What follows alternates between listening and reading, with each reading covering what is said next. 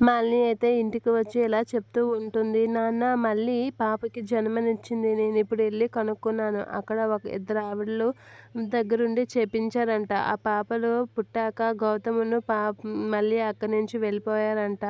పాప పుట్టిందని చెప్పారు. మనం అక్కడ గట్టిగా అరుపు వినిపించింది అన్నాం కదా, అది మళ్ళీదే అని అయితే శరత్చంద్ర వాళ్ళతో అయితే మాలిని చెప్తూ ఉంటుంది. ఆ మాటలకి శరత్చంద్ర చాలా హ్యాపీగా ఫీల్ అవుతూ ఉంటాడు. అరవింద్ కూడా హ్యాపీగా ఫీల్ అవుతూ ఉంటుంది. ఇక వసుంధర అయితే ఏం చేయలేక అలా చూస్తూ ఉంటుంది. ఇక మళ్ళీని నెమ్మదిగా మనం అక్కడి నుంచి వాడి బారి నుంచి కాపాడాలి నాన్న, వాడు మూర్ఖుడు, మళ్ళీని ఎన్ని హింసలు పెడుతున్నాడో, నా చెల్లిని ఎంత ఇబ్బంది పెడుతున్నాడో, ఆ పాప పేరు పెట్టుకుని నా చెల్లిని నాన్న హింసలు పెడతాడు, వాడి దగ్గర నుంచి ఎలా అయినా నా చెల్లిని కాపాడాలి అని అయితే చెప్తూ ఉంటుంది. ఆ మాటలకి వసుంధర అయితే చాలా కోపంతో రగిలిపోతూ ఉంటుంది.